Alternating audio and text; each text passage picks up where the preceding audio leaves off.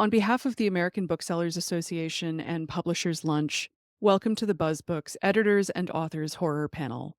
I'm Emily Hughes, author of Horror for Weenies, everything you need to know about the films you're too scared to watch. I also run a website where I catalog all the new horror titles publishing every year. You can find that at readjumpscares.com. And be sure to please download the free BuzzBooks 2025 Spring Summer Sampler with substantial excerpts of the 4 titles we'll be learning about tonight, as well as many others. We'll post the download link in the chat throughout the evening, along with pre-order links to the panelists' books where available. I'm sure many of you watching at home have some experience with the usual format of these BuzzBooks panels. We're going to be breaking that format just a little bit tonight. Each author and editor pair will speak for about 10 minutes, and then at the end I'm going to throw out a few questions to the group.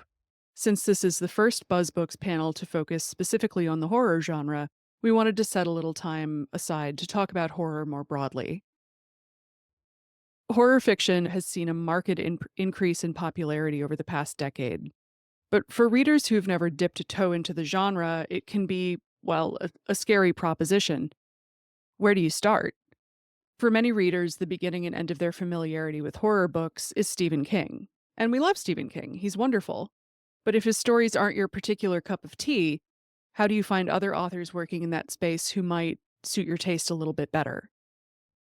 We want to help readers see beyond the big names, beyond their preconceptions about what horror is or isn't. One thing I believe with my whole heart is that there's something in this genre for everyone, even the scarediest of scaredy cats.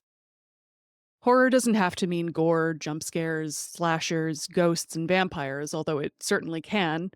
Horror can also be subtle, it can be understated, it can be ambiguous, it can be psychological. It can make you laugh and cry in between gasps. It can be heartwarming or heartbreaking, or both.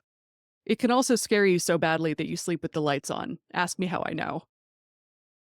Our wonderful authors tonight represent a cross-section of what contemporary horror has to offer, and hopefully will whet your appetite to see what other great books you can scare up.